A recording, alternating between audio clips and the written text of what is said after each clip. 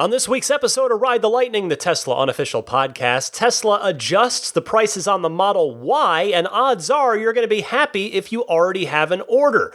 Plus, updates on Gigafactory 3 in Shanghai and a possible location for Gigafactory 4 in Europe. Tesla brings another service in-house and more.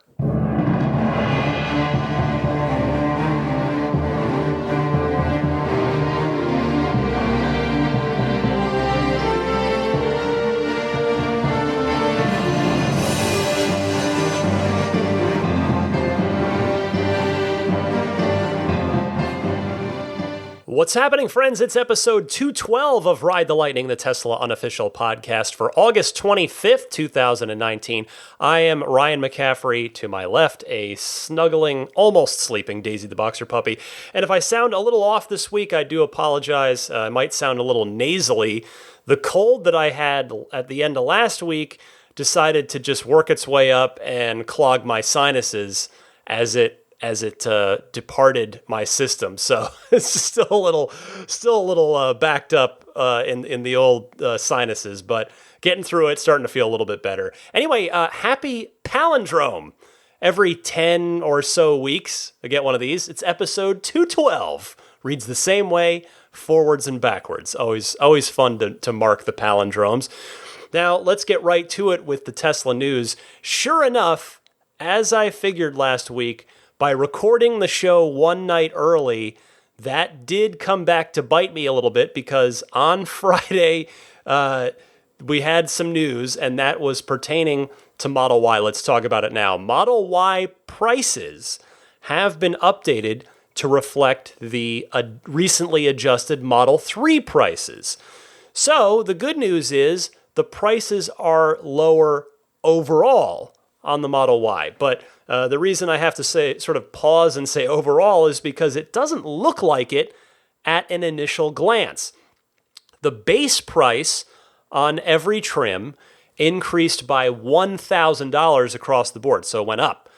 However, anybody who has already ordered, I guess not just anybody who's already ordered, but even if you order now, you are still going to see some savings because Basic Autopilot is now included in all configurations. You remember that from earlier this year with the end of February, in fact, with the Model 3, and that hadn't been reflected in the Model Y design studio until now. So that means a $3,000 savings, which translates to an overall net savings of $2,000 when you factor the $1,000 base price increase. Or if you happen to have a Model Y ordered with pearl white paint chosen, you're saving even more because, as you know, that is now the default color on the Model 3 and also the Model Y now, meaning that you just saved another $1,500. Although, granted, if you do want solid black, if you'd placed an order for a Y in black, that is now going to cost you $750. Of course, if you've already got a Model Y order, you'll be taken care of and you won't be paying more. You'll only pay less. So I guess I'm mostly talking to those folks who did choose black. Although, maybe you chose black because it was the free color. Maybe some of you out there are going to want to change it now over to whatever the free color is, in which case now is the multi-coat pearl white paint. In which case, just log in anytime to your Tesla account, edit your order, and boom, you're done. Anyway, with the price changes in your favor, your account, if you have an order in, your account should get taken care of automatically if it hasn't already. It'll definitely make people happy to ultimately pay less for their car when it comes time to pay the bill. That's the bottom line here. That's what's fun about this is, you may have placed your order for a Model Y at some point over the last 4 or 5 months here, and you're going to end up paying less than what you had initially planned for. And I can relate to that because I actually went through that very same thing when I originally ordered mine.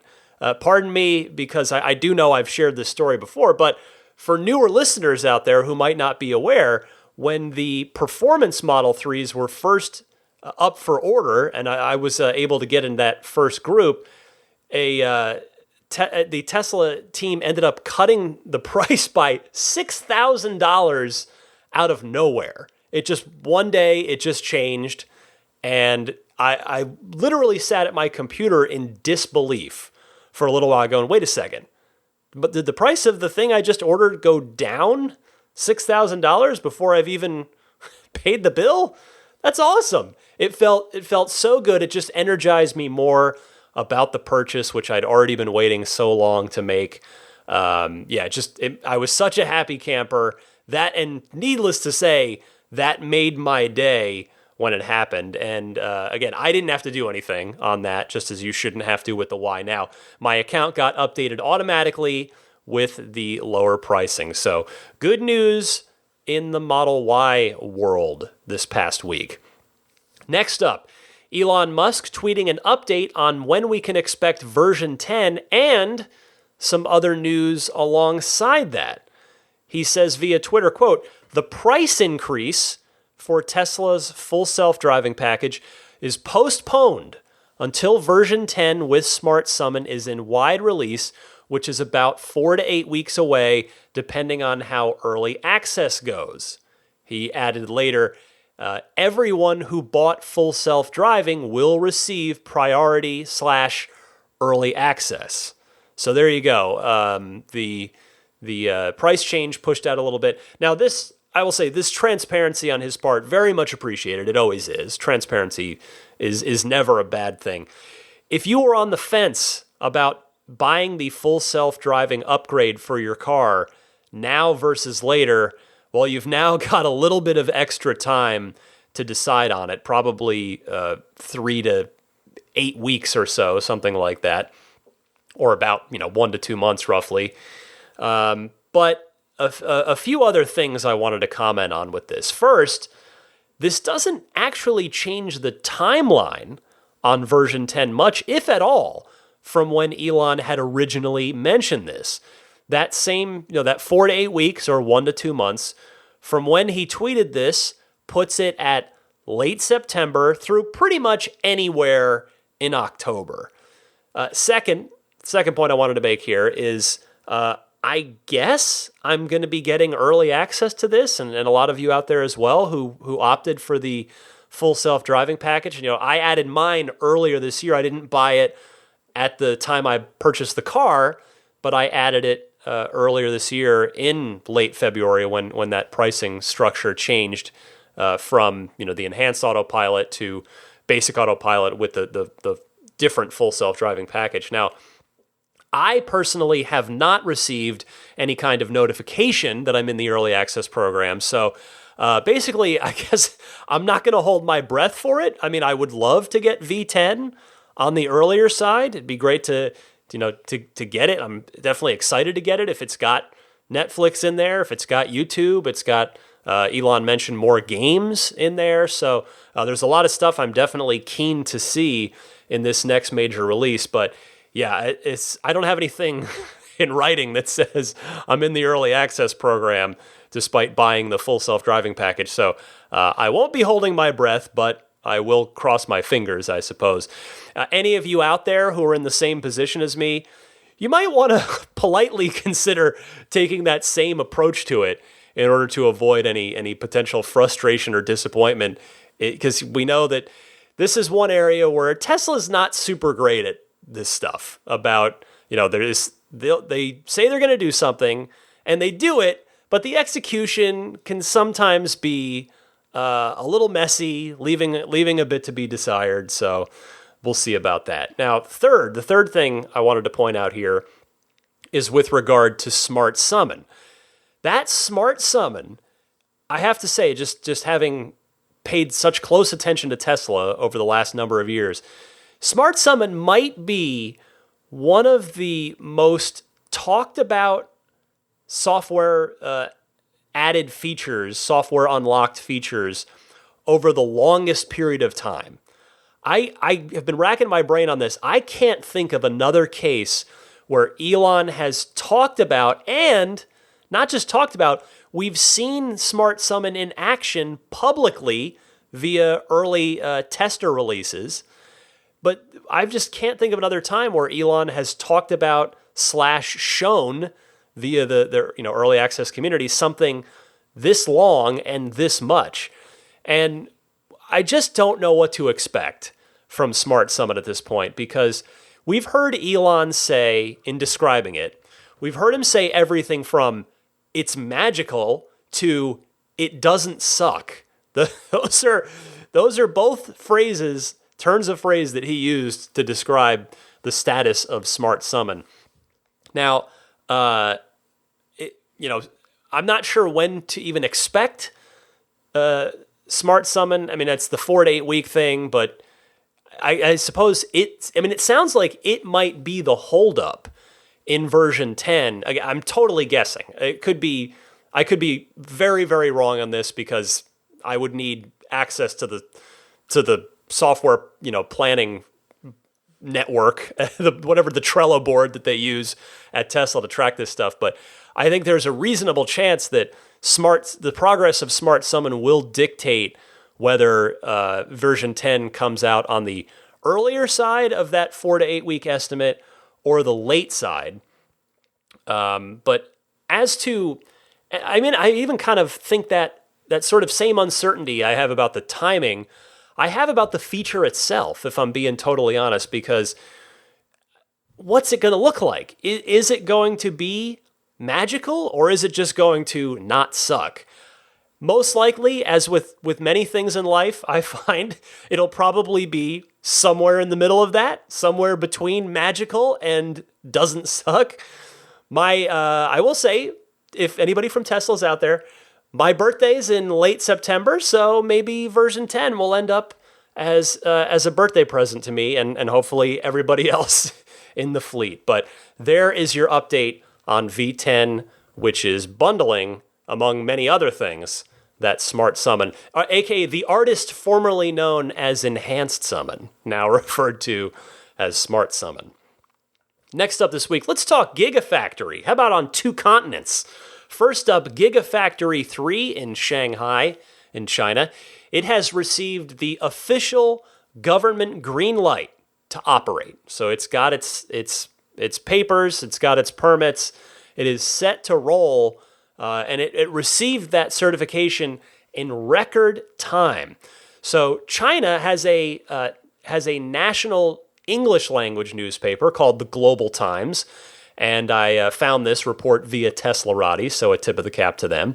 And the Global Times reports, quote, Tesla's Gigafactory in Shanghai, Phase 1, received its first comprehensive acceptance certificate on Monday within 3 days of making the application, which sets a new record for the local government in inspection. I can't talk today. A new record for the local government in inspection and approval timing, end quote. I'd like to remind you at this point as well, it's only August. We are still in August. If you haven't seen, by the way, the progress on this facility lately, it just continues to astound. So Tesla's global vice president, Grace Tao, said that construction is mostly complete, that equipment has been loaded in and is being debugged, and they are on track to start deliveries of locally produced Model 3s by the end of this year. That is just absolutely fantastic news. Now, again, I said Gigafactories. Let's talk about the other one that doesn't even partially exist yet. It still only exists in idea form, Gigafactory 4. Multiple German news sources are reporting that Tesla is zeroing in on Germany. I want to tip my cap here to Reddit, and specifically Reddit users Katze Zona. I'm not sure if that person is a listener. And then that person posted the topic on Reddit that I found here, and then Schmarns for posting an English translation of the German reports. And it is as follows. Tesla is interested in a production site in Lower Saxony. A spokesperson for Economics Minister Bernd Althuismann aka the CDU, confirmed that the ministry had presented, quote, potential locations in the state to Tesla company representatives. The electric car producer had previously approached the Lower Saxony Ministry of Economics. So there is apparently some mutual interest here. Returning to the report, according to our editorial staff, and the staff in question is from nwzonline.de, which obviously means it's a German site, the main focus was on possible locations near the coast. According to the Hannoversche, wait, hold on, I got to butter up on my German here. Hannoversche, there we go, got it on the second time.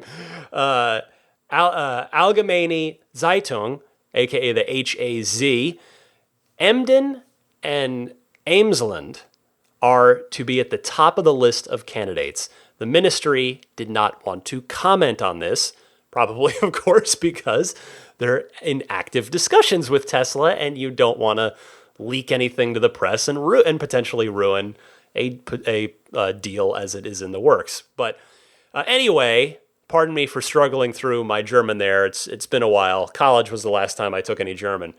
But I have to say, I hope it is Germany. I hope that's where Gigafactory 4 ends up. And I don't say that out of any competitive desire to see Tesla beat the likes of, the Volkswagen Group and Daimler and BMW on their home turf. It's not even about that.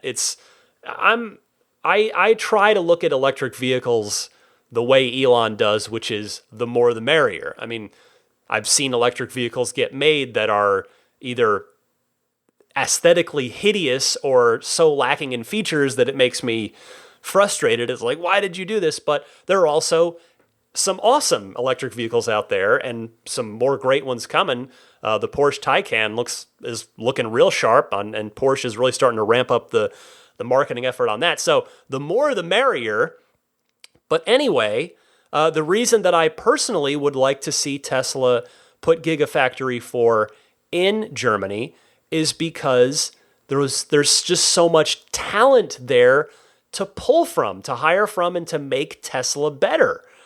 Germany is, by default, the home to so much automotive talent at every single level, thanks to the sheer number of car companies that call Germany home. I just rattled off a few of them.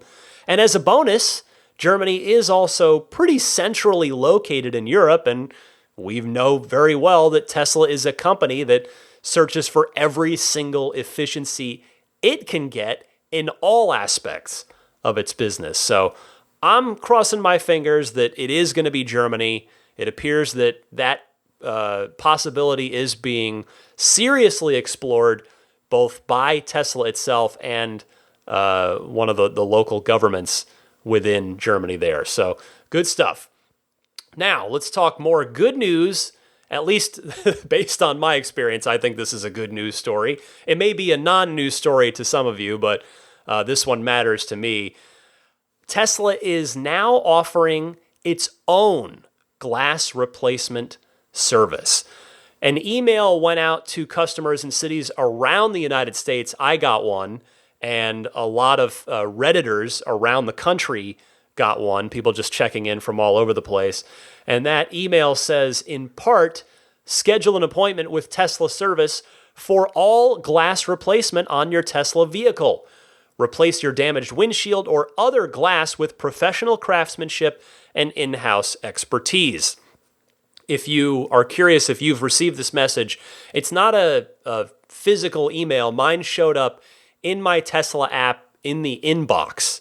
If you click on the settings icon in there, it'll take you to your inbox. It should light up with a little red bug on there to let you know that there's a new message. But anyway, if you have been listening since before the Elon interview, you may recall that over the holidays last year when I had driven my car to Arizona, I took a large rock to the very top of my windshield, and it easily put damage beyond repair into it. So, had to suffer through that for a little bit. But the suffering part really came because it was an extremely annoying ordeal. in that, I know it's just a car windshield. There are many worse things in life, but relative to this, it was super annoying. I went through I contacted Tesla, and then they gave me Tesla's recommended local glass shop here in the Bay Area that they were directing people to. And after initially setting things up, and they were going to order a windshield for me, weeks and weeks, and I'm talking literally about, I think it was 6 weeks passed without me hearing anything from that shop. I checked in with them after a couple weeks. Then they decided to stop returning my phone calls and my texts. And eventually, I escalated the issue within my Tesla account. And to their great credit, Tesla reached out and eventually did direct me to a Tesla service center. And they did do my my windshield themselves. But it was just a process that should have been, okay. Most cars, you're going to wait maybe a couple days. Stock is readily available. You get your insurance company involved if you need to on the claim, and then you set it up and you get it done. All right, Tesla willing to be a bit more flexible. I know they're a young company, a lot of growing pains, but yeah, it was just super long and drawn out. So I, for one, am very glad to see that Tesla is bringing this in-house. So I hope you never have a poor experience like I did. In fact, I hope none of you ever even need to have any glass repair or particularly replacement done. But, windshields are things that tend to get cracked over the life of driving and using a car. So hopefully I'll never need it again. Hopefully none of you ever will. But if we do, we can go straight through Tesla, which I think will probably end up being a good thing. Finally this week, after a 3-day hearing, Colorado's Air Quality Control Commission has decided to approve the adoption of a zero-emissions vehicle mandate. Thank you to Teslarati for reporting on this story. Teslarati writing, quote, "With this landmark decision, Colorado has become the 10th state to join California's zero-emissions vehicle program, which is expected to improve air quality in the region while pushing automakers to expand their electric car offerings. The adoption of the ZEV mandate, which requires car makers to roll out more zero-emissions vehicles, was met with widespread support from members of the commission. The results of the vote were 8-1, with Commissioner Tom Gonzalez being the sole official who opposed the mandate. Colorado Governor Jared Polis said, quote, "In one of my first executive orders as governor, I asked for the Department of Public Health and Environment to increase the choices Coloradans have when it comes to purchasing electric cars by increasing the number of models available in our state, and we got it done within a few short months. It's only the beginning. Colorado must continue to reduce smog and increase consumer choice," end quote from the governor. So I really wanted to note this story. I know, it only affects a fraction of you that live in Colorado, but it's good news for all electric vehicles, because the more states get on board with this, the more pressure it puts on car companies, and the more likely we are to see change affected and to see electric vehicles normalized and pushed out in greater quantity and become easier to buy and easier to service with, it'll just domino effect more charging stations out in public, et cetera, et cetera. So a tip of the cap to Colorado, because they have absolutely become, of course, I say become like it just happened, so let me rephrase. Colorado has long cemented itself as one of the most electric car friendly states. From you guys have really strong purchase incentives for buyers to then initiatives like this one. California tends to get a lot of the attention with this kind of stuff, but Colorado is just flat out getting it done. So again, a salute, a tip of the cap to all you Coloradans. Hopefully more states, as I noted, will follow suit and help build forward momentum for the electric vehicle movement. All right, that's all the news I've got for you this week. Stick with me, though. I'm going to come back. I've got plenty of your excellent Ride the Lightning Hotline phone calls, your questions, your comments, your Tesla discussion topics coming up right after this.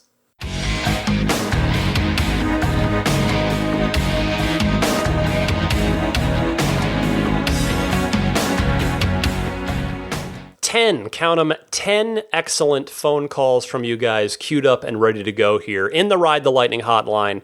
Before I get to those, a friendly reminder that I welcome, appreciate, and invite you to participate in the Ride the Lightning hotline. You can dial me anytime. There are two easy ways to send in a call. You can either use your smartphone's built-in voice recorder, record your question on there. Please try to keep it to 90 seconds or less so that I can get to as many calls during each show as possible.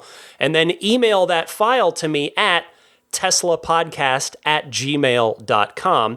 Or you can call and leave a message on the toll-free Ride the Lightning hotline.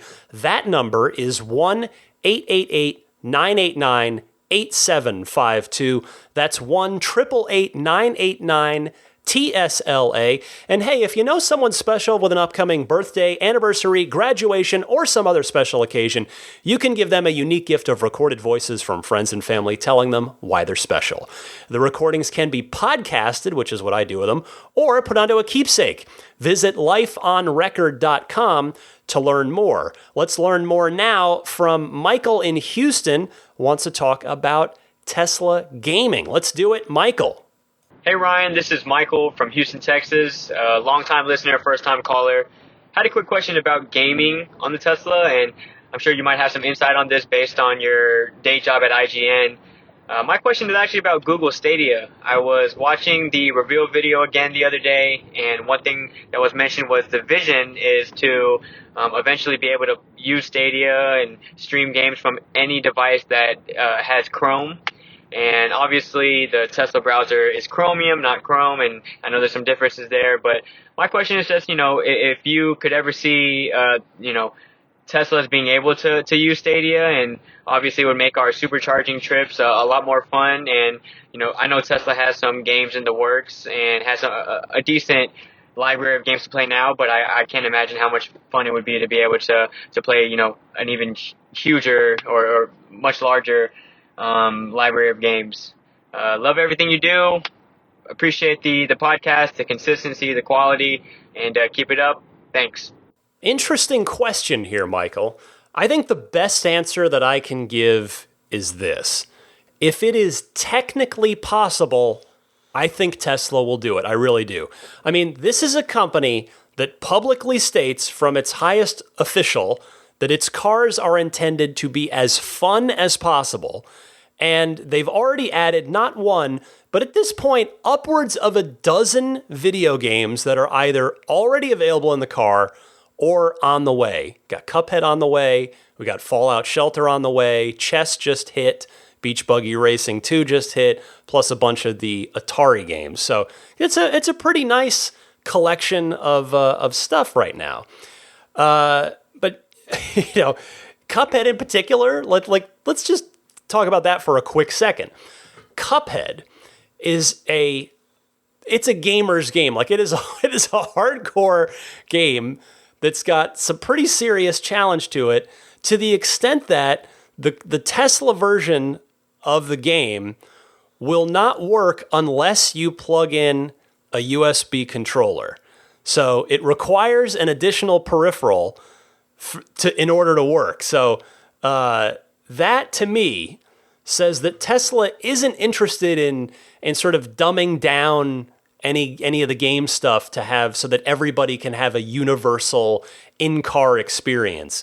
It says to me that if a developer has a fun idea that they want to do, that Tesla is going to work with them in order to make it happen. I will say my one and only concern about Stadia with regard to Tesla in the cars is bandwidth. 5G has been a big push with Stadia, even though it says it'll work on existing stuff, but 5G is supposed to sort of be the real killer, it's not a killer app, I guess, but the killer bandwidth to get that going. And I don't see 5G hitting Tesla cars. I don't think they're going to be putting in a 5G chip anytime in the near future. It just doesn't seem like it's needed. Of course, I say that very ignorantly. For all I know, Tesla might be foaming at the mouth to get 5G chips in the car because maybe it would allow them to send back a lot more neural network data to the mothership, more data and send it faster. So I could be super wrong on that, but I say that, I guess, with the historical precedent that the LTE chips that are in the cars now, Tesla was pretty slow to adopt those. Like a 3G cellular chip was in the car, 3G antenna. I mean, for a long time, like well after LTE had been established in the smartphone, mobile phone world. So we'll see about that. But with the, let's just say, existing bandwidth situation, currently Tesla foots the bill for the AT&T cellular / data service that is in your car and my car and all the cars. That is now starting to change a bit with the premium connectivity package. But the thing is, streaming video games from the cloud is on a whole other bandwidth level than anything Tesla's doing now, even compared to the YouTube and Netflix portals that are on the way to the Teslas in version 10. So I think, again, if Tesla can figure out a way to make it work, either within their existing deal with AT&T, or that where Tesla might be willing to just absorb that potential bandwidth cost, or maybe it's something like a premium connectivity plus package that Tesla owners might optionally be able to choose and pay a bit more for. If it can be technically done, I think Tesla will do Stadia because it's too cool not to. And Elon's all about that kind of stuff. Thank you for your call, Michael. Next up is Jay from Cleveland. Has some feedback coming from a Model 3 to a Model S interface-wise. Go ahead, Jay. Hey Ryan, this is Jay from Cleveland. One of the things that I loved about my Model S was the ability to kind of split the screen and have that rear view camera up when I'm driving. I just don't think there's any better way to get a feel for what's going on behind me than to have that camera up. I recently switched from an S over to a Model 3, and I noticed that there's less functionality on the screen when I've got the rear view camera up. So I can't manipulate any other app when the rear view camera's up, can't really see what song is playing on the radio, even if I do have the radio minimized, because the camera kind of grays out. It takes the focus away from any other app. I wonder if I'm in the minority here in saying that I would really like to see Tesla make a change so that the Model 3 could display both the camera and allow for a second app to be used on screen. Maybe this is just something that differentiates the S and the X from the 3, not sure, but I'd love to hear your thoughts. Thanks so much for making such an awesome podcast. Talk to you soon. Thanks for your call, Jay. I am 100% with you on this. I had made the same criticism, if you want to call it that, after my initial experience with the Model 3, which I was lucky enough to get the first drive with one of the employee cars in November of 2017. And that jumped out at me right away because what's like you, whenever I would drive a Model S, in my case, it'd be my cousin Pat's Model S in Arizona, and I'm really, before I got my Model 3, I would happily take any chance I get to drive his car, and he was always really nice about letting me do that while I was in town. But I would do the exact same thing and always keep that rear view camera up and dock to the top of the screen, because the Model S is a big car, and that rear view camera's view helps eliminate blind spots when you're changing lanes. I'll tell you, I'd also love to see a tweak made to the Model 3, and if not, maybe, I don't know, if maybe a Model 3 wouldn't quite be able to accommodate a second app in a user-friendly way, but I would at least like to see the minimized music player, which is, by the way, the only position I ever use it from is that final lower quarter docked position. I would really like to have that accessible while the camera's up, because right now, it's the camera's the only active thing on the screen. You can't, if you touch anything else, the camera goes away. So, if you want to thumb up or thumb down a song, it's gonna actually require two touches, because the first one is gonna just drop the camera, and then the second one you'd have to, do the thumb up or thumb down to your song. But yeah, I'd love to see an adjustment to that. Now, the good news is that it seemingly is possible, as it would just be a software adjustment. Yes, I suppose there are probably software developers out there are probably going, no, it's not that easy.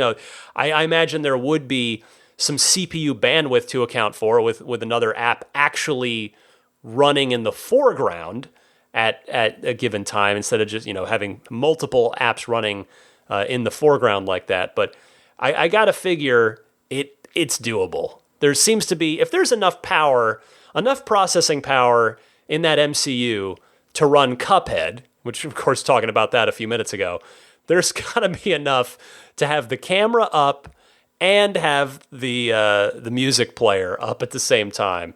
Thank you for that call, Jay.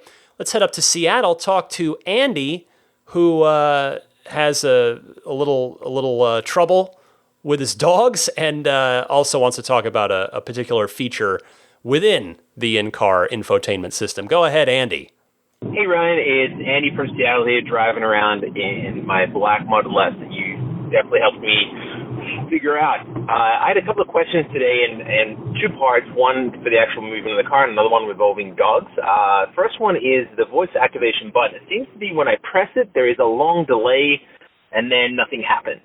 Then you try a couple of minutes later, and it seems to work fine. Is this just it getting set up and running for the first time? Is this something that I might be doing wrong, or any advice there? And the second part is regarding dogs. I have two golden retrievers, so they let out lots of joy of plenty of hair. And so one of them actually is a big drooler too. So my questions are, has anyone, or have you heard of anyone using specific products for dogs? I have the standard mat that I put in the back, but I do have the seats down, so the hair does seem to go everywhere. And the other part is, my other dog loves to drool, and I found the drool doesn't seem to come out as easily on the interior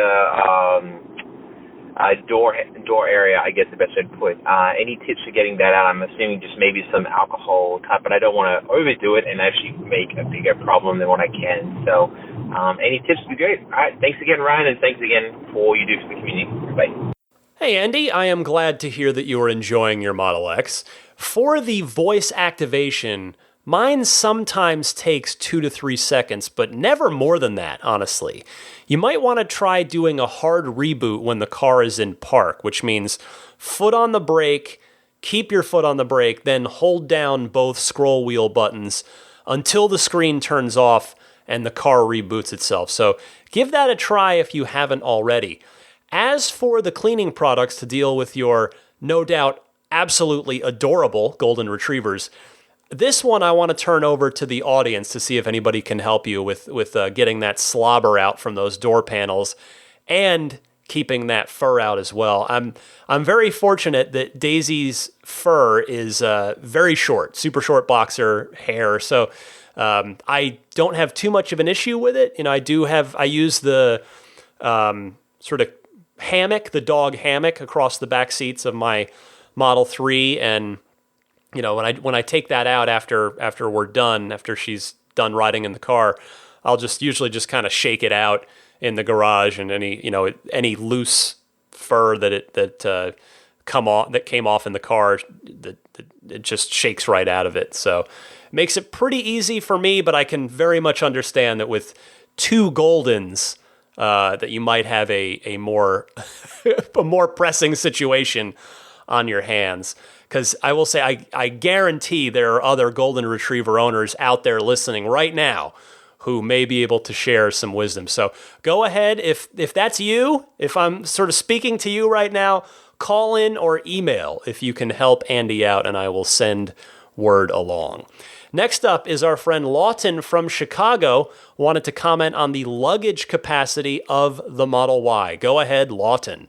Hi, Ryan. It's Lawton from Chicago. I wanted to comment on the potential luggage capacity of the Model Y. With having 4 children, I'm considering the Model Y. However, I'm concerned that when seating 7, whether there will still be enough space left for luggage. While the Model Y has 66 cubic feet of cargo space, how usable the space is even more important. I think a major factor will be how wide the trunk well ends up being. The Model S has a width of 77 inches, with the trunk well being about 38 inches wide. This allows a standard 30-inch check-in luggage and a 24-inch carry-on to stand side by side in the trunk well, assuming you're able to close the trunk lid. The Model 3, on the other hand, has a width of 76 inches, but the trunk well is only about 27 inches wide. As a result, I can only fit a single 30-inch check-in luggage standing up in my Model 3's trunk. If they can make the trunk well wider in the Model Y, this would greatly enhance its ability to carry luggage. Given all the price increases on the Model Y since its announcement, I went ahead and placed an order prior to the full self-driving price increase. However, I will wait to see in person to determine whether to complete the order. Thanks for all the Tesla fun and insight every week. Look forward to your thoughts. Well, Lawton, obviously and unfortunately, I can't offer you anything definitive here since I haven't had any access to the Y since my test ride, my all too brief test ride on reveal night. But one thing to keep in mind, and I know this might not be what you want to hear, but the Y should be the same width as the 3 since it's on the same platform, and as such, I gotta figure it's probably unlikely that the trunk well will be any wider. Fingers crossed that Franz von Holzhausen and the design team work some magic there, but we will see what happens. Probably next year, I would imagine, is when we'll start to learn more about that. Let's go to Curtis in San Francisco, also on the subject of Model Y. Go ahead, Curtis. Hi, Ryan. This is Curtis from San Francisco. Well, it was quite the Model Y ordering firestorm this Friday morning. With Tesla modifying the site to mirror the Model 3 configurations without notice, it helped save money on autopilot and FSD and making white the default color for the Model Y. But not surprisingly, as they rolled out these changes, Tesla didn't do the user acceptance testing necessary. We were locked out from modifying our current orders.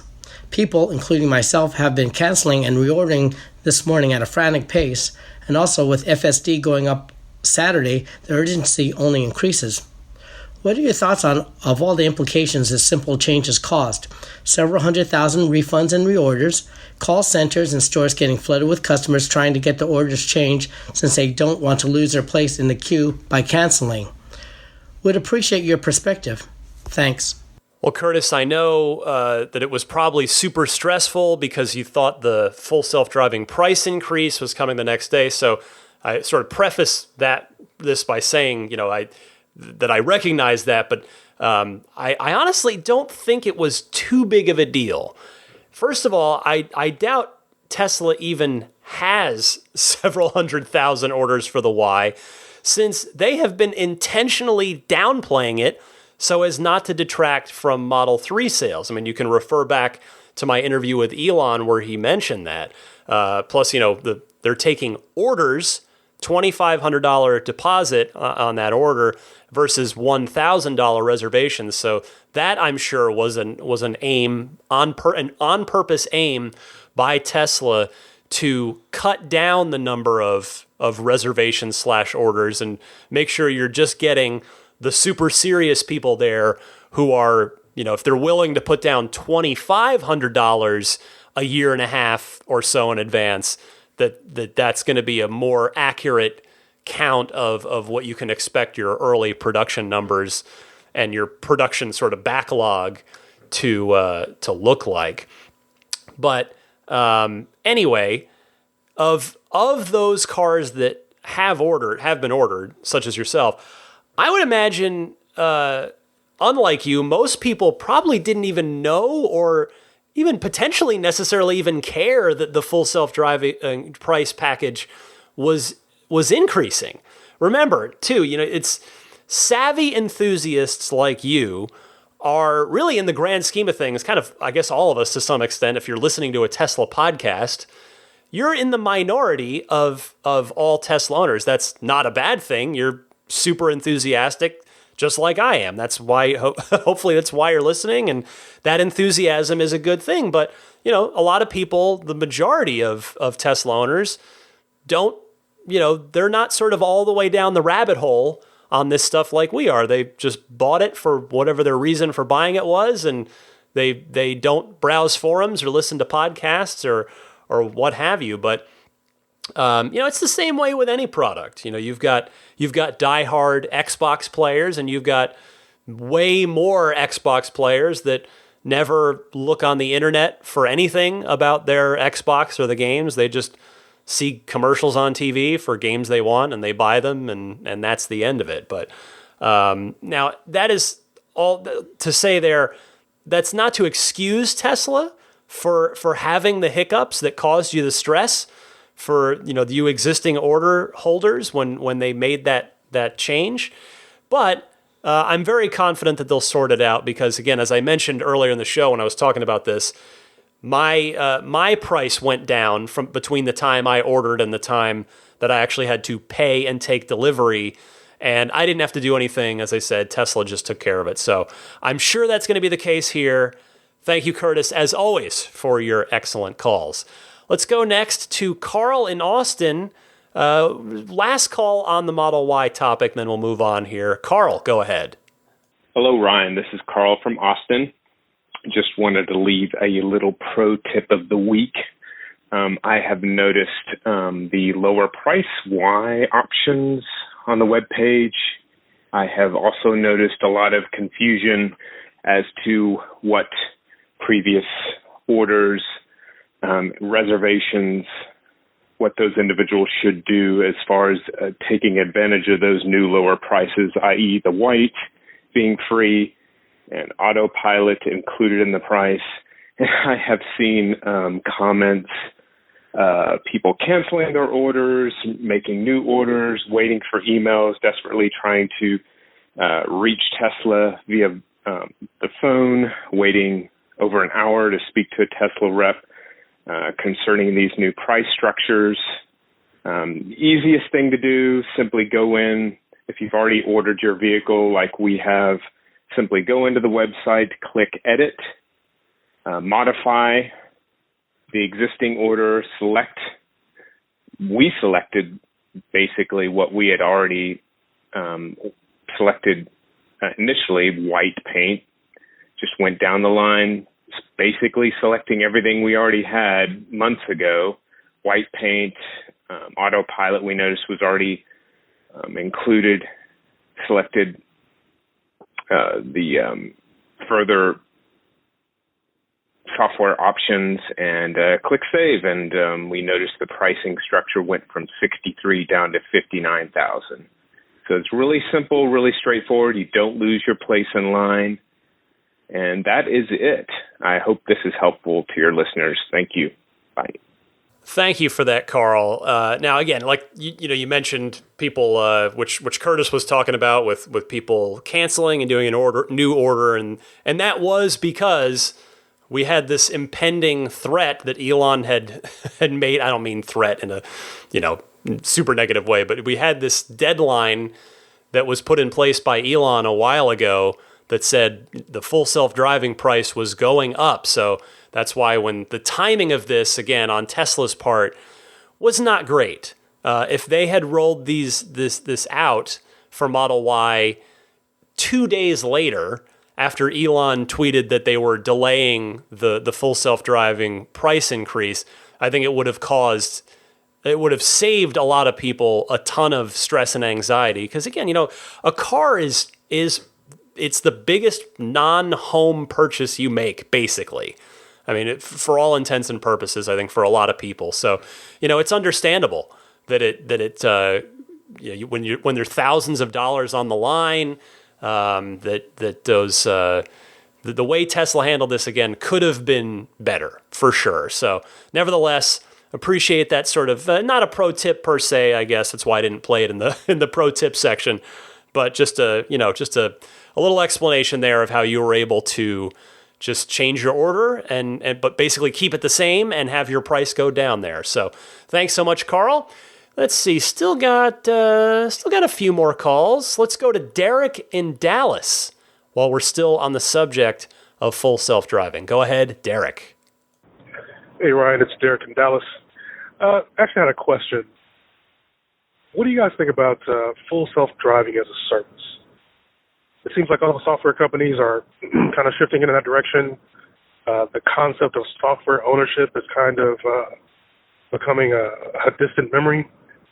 It would be something like, hey, you pay $1,000 a year and you have access to full self-driving, and if you decide you no longer want it, you no longer pay for it. I mean, what do you think about that? Thanks. Love the podcast. Bye. Thank you for the call, Derek. This came up recently, I think, but anyway, I'm totally with you. It seems like a no-brainer, but I suspect that Tesla hasn't done it already because they feel like there's more money in it the current way. But I do suspect that as Tesla becomes more steadily and reliably profitable, they're going to want to get full self-driving into more people's lives, and they probably will move to a lower barrier of entry model like the one that you propose as soon as they can afford to do so. So thanks for calling in. What are we down to here? 3 more calls this week. Jim in California. Last call on the full self-driving topic. Let's go, Jim. Hi, Jim from Placerville, California here. Regarding making FSD portable, it doesn't actually have to be portable. What I want is a guarantee from Tesla that if I buy FSD on a car and trade in that car to Tesla for a new model, I will be given a trade-in credit for the full cost of FSD on the new car, regardless of what I paid for FSD or what FSD costs at the time of my trade-in. It doesn't matter if they decide to resell my car with FSD or turn it off, since it is just a software switch. Regarding Tesla insurance, it seems like Tesla should not even require me to pay a deductible if autopilot was engaged at the time of an accident. Also, Tesla insurance should encourage autopilot usage by giving a discount on premiums based on % of miles driven on autopilot. Finally, it seems like no insurance company will be able to compete with Tesla insurance and the data they will have to prove the fault in accidents. I can see a day when Tesla insurance is half the price of the other insurers. Well, I certainly hope you're right about Tesla insurance, Jim, and I suspect having it cost significantly less than other insurers is probably one of the ultimate goals of the program for Tesla. I really think that the insurance program is by far one of the biggest wild cards in the entire company. I mean, maybe wild card isn't quite the right term, but what I mean by that is from a public-facing perspective, our perspective as Tesla enthusiasts, Tesla fans, the insurance offering is one of the biggest unknowns. What's the coverage plan going to look like? How much is it going to cost? What's going to differentiate it from other traditional insurance company plans, et cetera, et cetera. So here's hoping that we finally get those answers very soon. Thank you, Jim. Our penultimate caller for the week is Cody, who wants to talk about efficiency. Go ahead, Cody. Hi, Ryan. It's Cody. Just had a question for you regarding acceleration, battery health, and probably math and science. Is it better for the Tesla Model S 3 or X to accelerate quickly to the desired driving speed or gradually accelerate towards it? You know, I don't mind being off the line if it's going to help me achieve better mileage, but I will be okay if I have to gradually accelerate as well. Just curious if you know if anyone has done the math, and I appreciate your insight. Thanks so much. Thank you for the call, Cody. Now, if I'm wrong here, people can feel free to correct me on this, but based on my experience with the Performance Model 3, it sure seems like stomping on the accelerator is always going to be less efficient. When I go on drives where I hit a bunch of red lights with nobody in front of me that I can safely gun it from, because it's fun and I will do that if it's safe to do so, my watt hours per mile number is always higher, aka worse, than when I do if I were to do that same route with a lighter foot. But the thing to remember, here's the thing. Even if you drive it like you stole it, you're still getting 90 plus miles per gallon equivalent. And your fuel, your gallons, quote unquote, air quotes, cost pennies compared to actual gasoline gallons.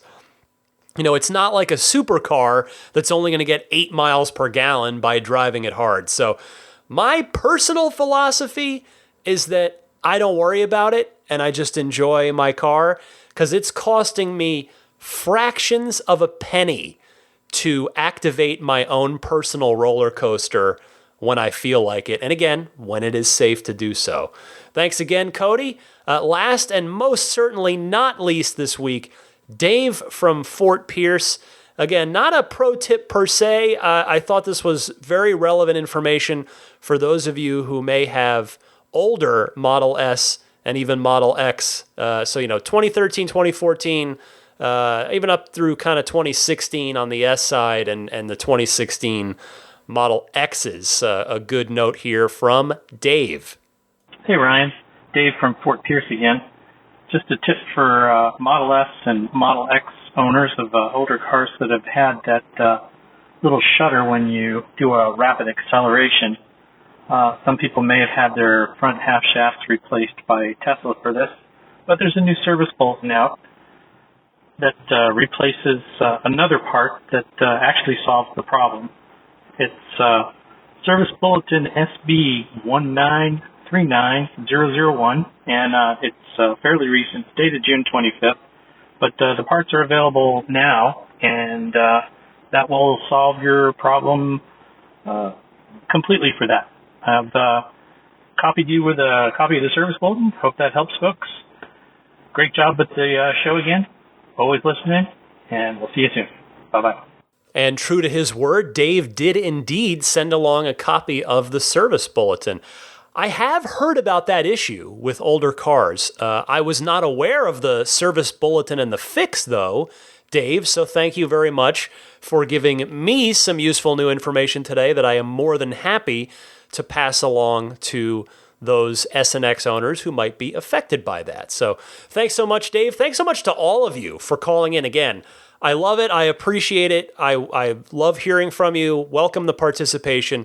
Give me a call anytime, day or night. That's the beauty of this not being live, is you can, if inspiration strikes in, first thing in the morning, 6 a.m., you can just record it and send it on in to either, again, TeslaPodcast@gmail.com, or if you're using the Ride the Lightning hotline, it's 1-888-989-8752. Be right back with a few more notes as well as your pro tip of the week right after this.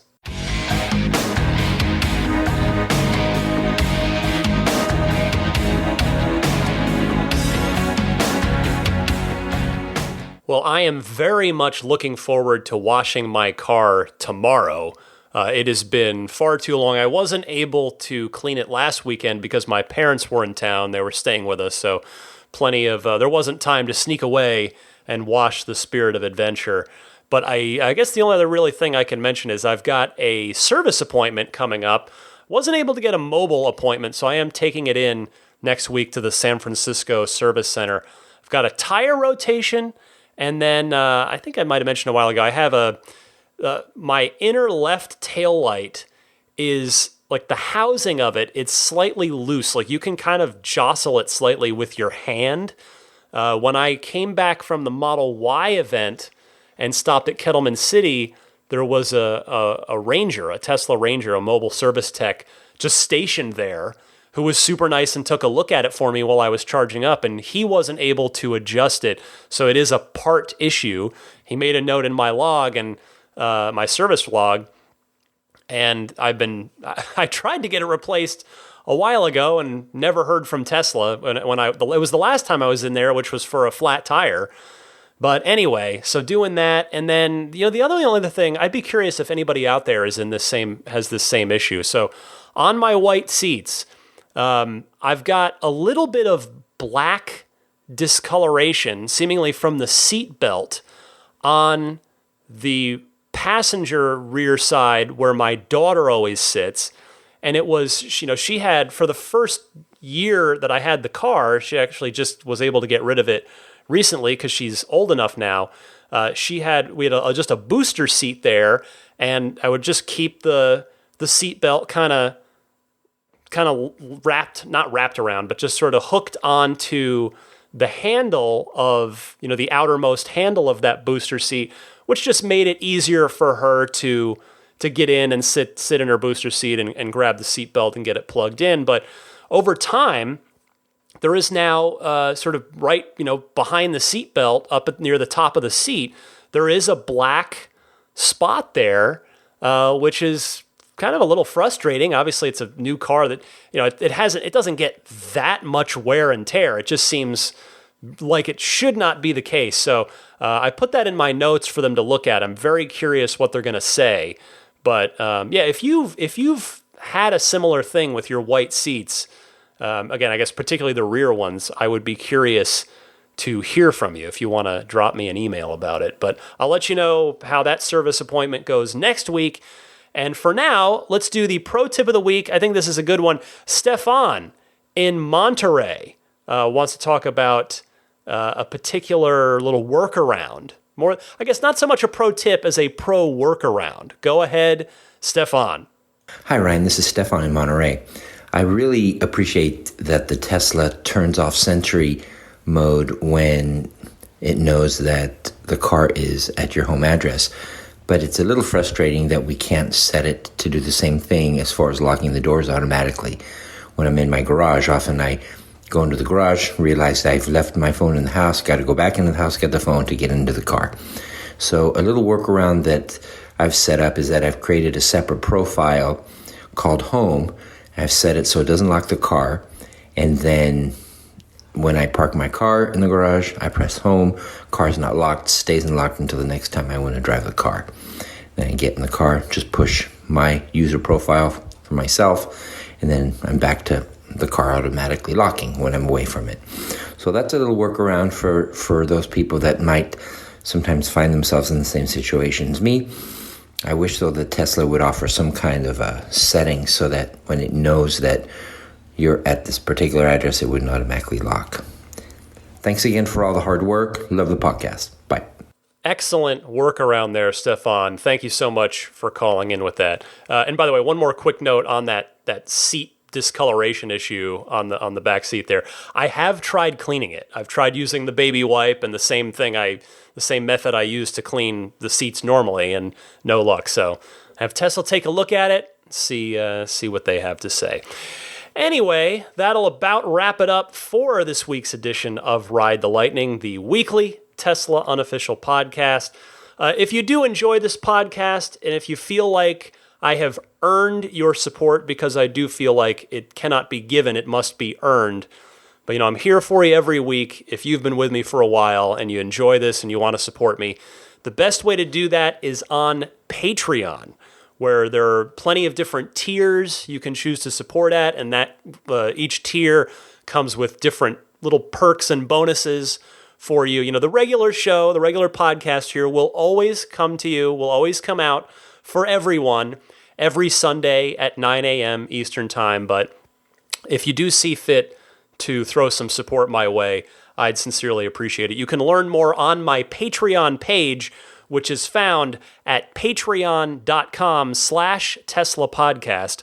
Patreon spelled Patreon. If you're in the market for Tesla accessories for your car, and maybe even some stuff for yourself to wear, AbstractOcean.com has got an excellent selection of stuff.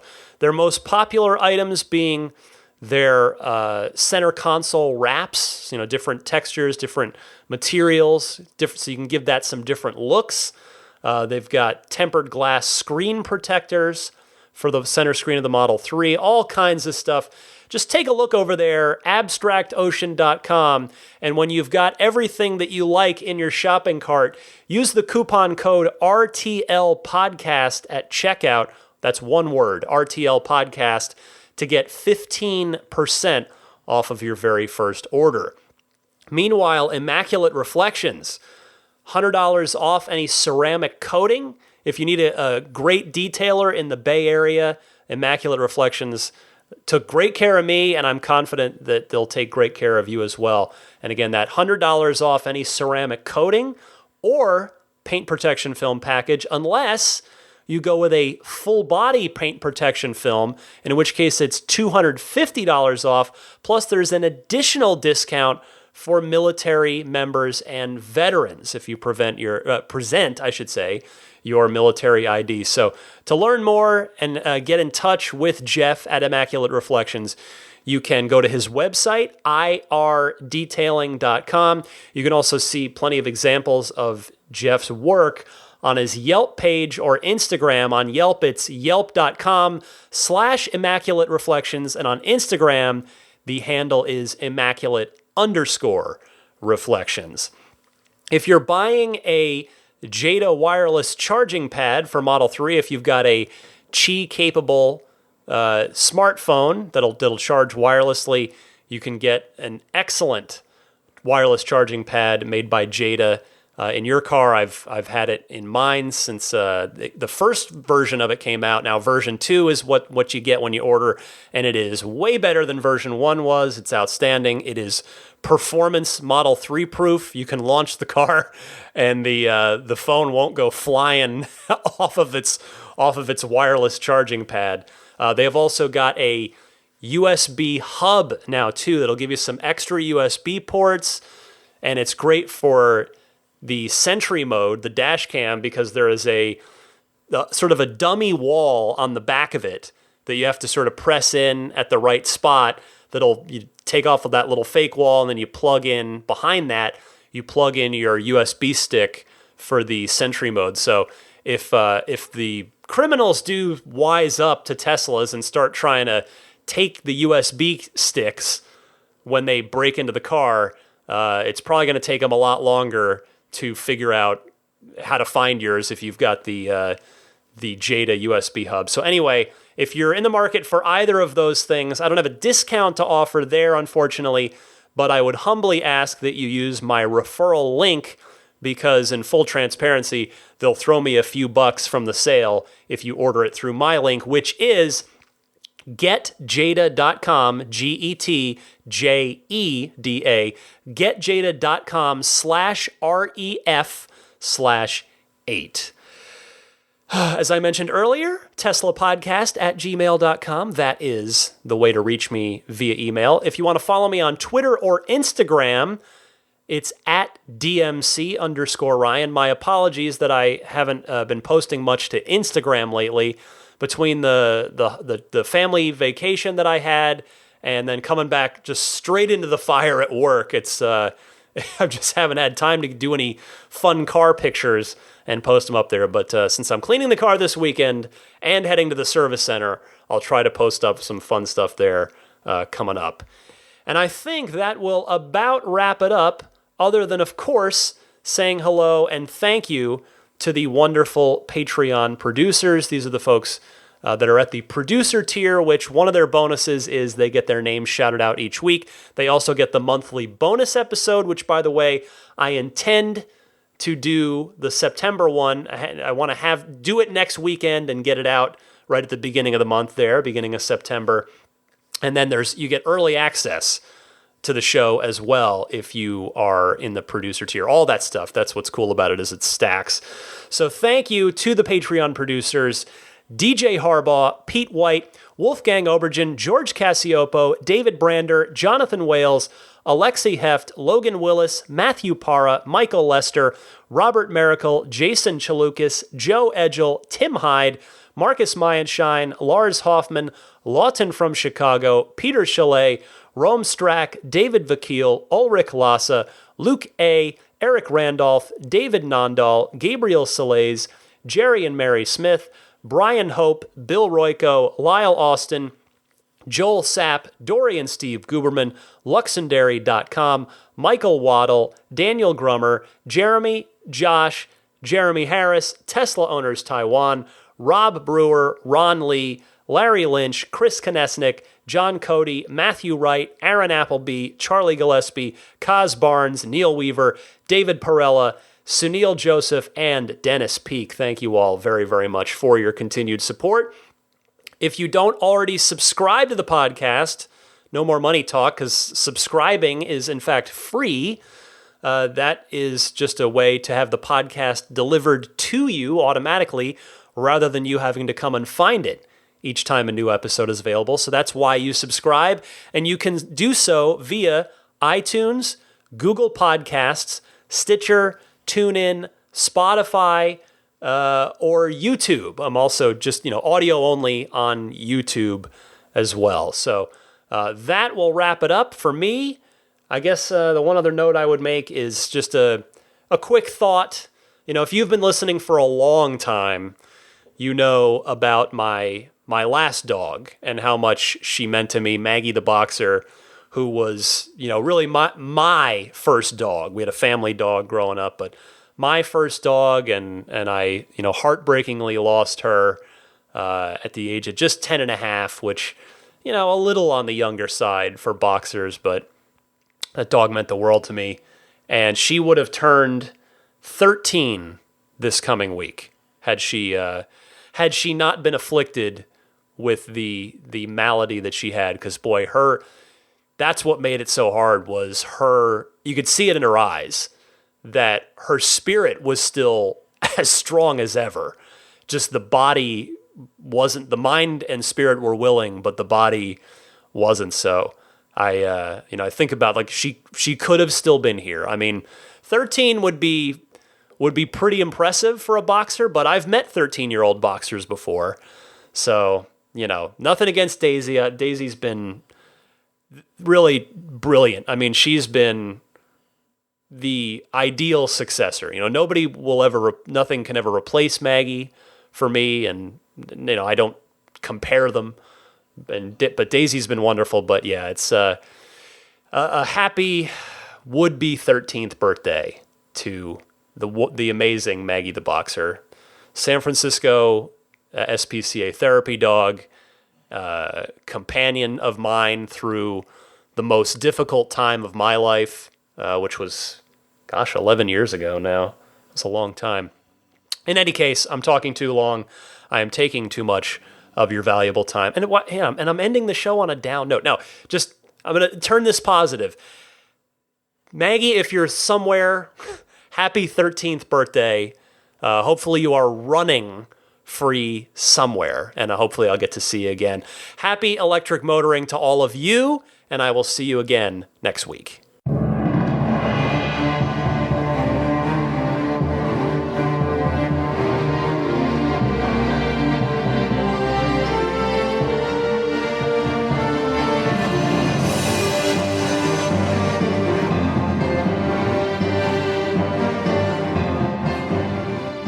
I think a Tesla is the most fun thing you could possibly buy ever.